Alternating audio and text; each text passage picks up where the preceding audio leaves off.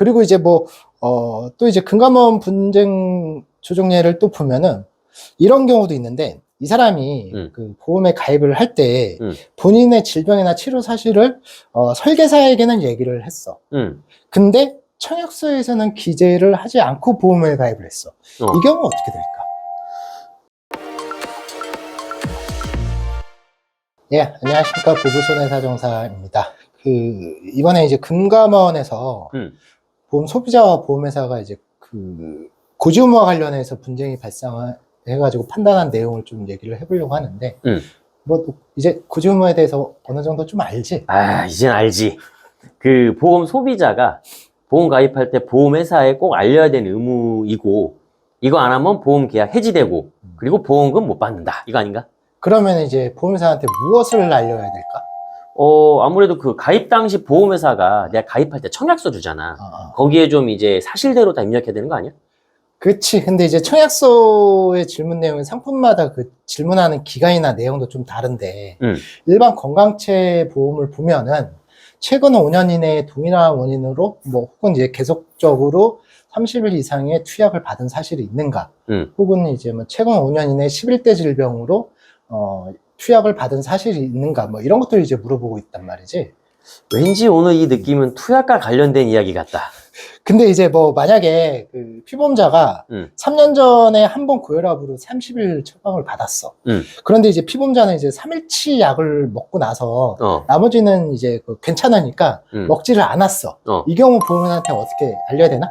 이거 네가 예전에 여러 번 얘기했잖아. 먹는 거랑 상관없이 처방을 받는 순간 무조건 알려야 된다고. 먹는 거랑 상관없이. 그러면은 여기서 이제 한 발 더 나가면은 병원에서 처방은 받았어. 근데 이 사람이 처방만 받고 약국 가서 아예 약도 안 샀어. 이런 경우는 보험회사한테 알려야 되나? 야, 이건 조금 어려운데, 처방을 받았는데, 그러니까 처방전은 받고 약은 안 사고, 그럼 먹은 것도 아니고, 이건 그래도 알려야 되지 않을까?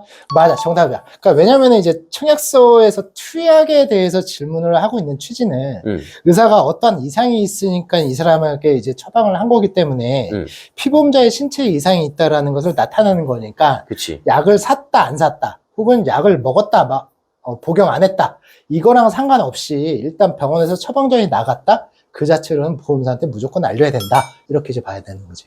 근데 만약에 3년 전에 한 번 30일 처방약 받고 그 이후에 아예 그런 치료나 처방을 받은 적이 없어.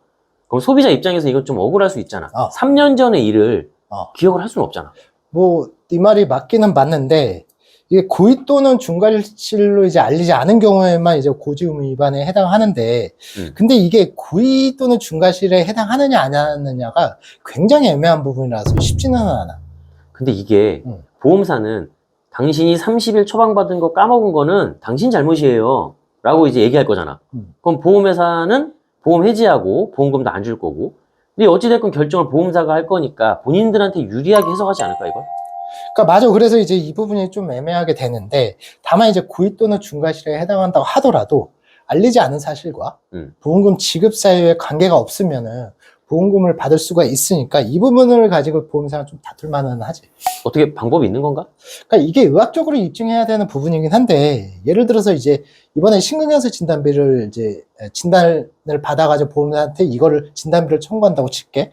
근데 이제 너도 알다시피 이게 심근경색이라는 건 고혈압이랑 관계가 있는 거잖아. 그치. 근데 이 사람이 3년 전에 한번 30일치 고혈압 약을 처방을 받았어. 그리고 나서는 먹지 않고 그 이후에 혈압 한 번씩 체크했는데 계속 정상이었단 말이지. 이럴 때, 그 3년 전에 그 고혈압과 지금 심근경색과 인과관계가 있느냐, 이 부분과 가지고 이제 보험회사랑 다툴 만한 여지가 있다라는 거지.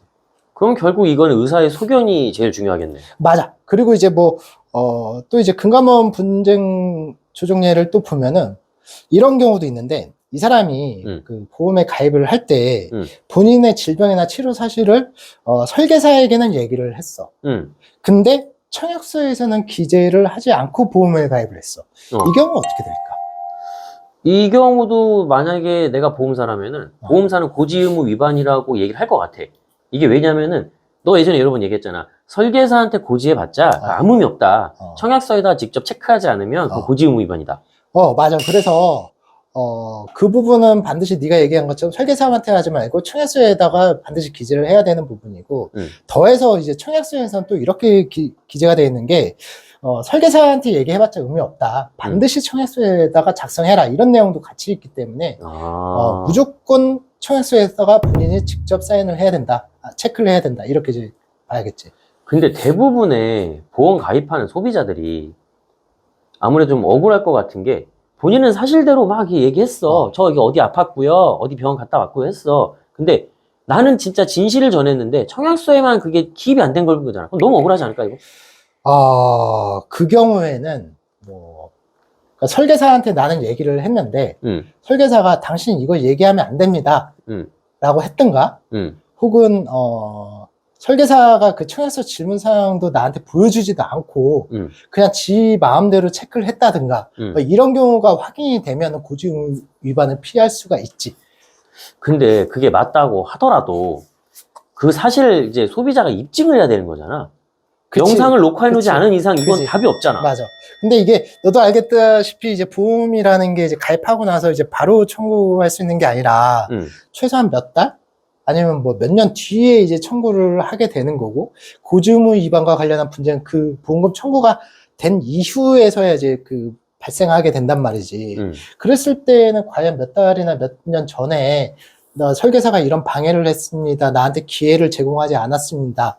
이런 거를 자료로 남겨놓기는 좀 쉽지는 않으니까 그거에 대한 입증을 하는 건 현실적으로 좀 어렵지 않을까라는 생각은 드는 거지. 그리고 뭐 간혹 그게 입증이 안 된다고 하더라도 이제 설계사가 가끔은 본인이 진짜 그거를 제공하지 않았다라는 걸 이제 실토하는 경우에는 이제 뭐 고지의무 위반이 피해 갈 수도 있는데, 이 경우는 이제 설계사 구상권도 이제 엮이게 되기 때문에 그게 현실적으로 쉽지는 않다. 이렇게 좀 봐야 될 것 같고, 어쨌든 제가 계속 여러 번 얘기는 했지만 고지의무 위반은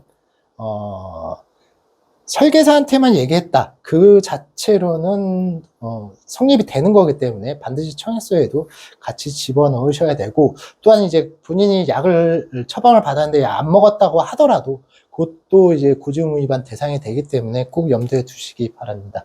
저희가 준비한 내용은 여기까지였고, 도움이 됐다고 하면은 좋아요, 구독, 알림 설정 부탁드리고, 도움이 안 됐다고 하더라도 다음 동영상에서 분명히 도움 될 테니 좋아요, 구독, 알림 설정 부탁드리도록 하겠습니다.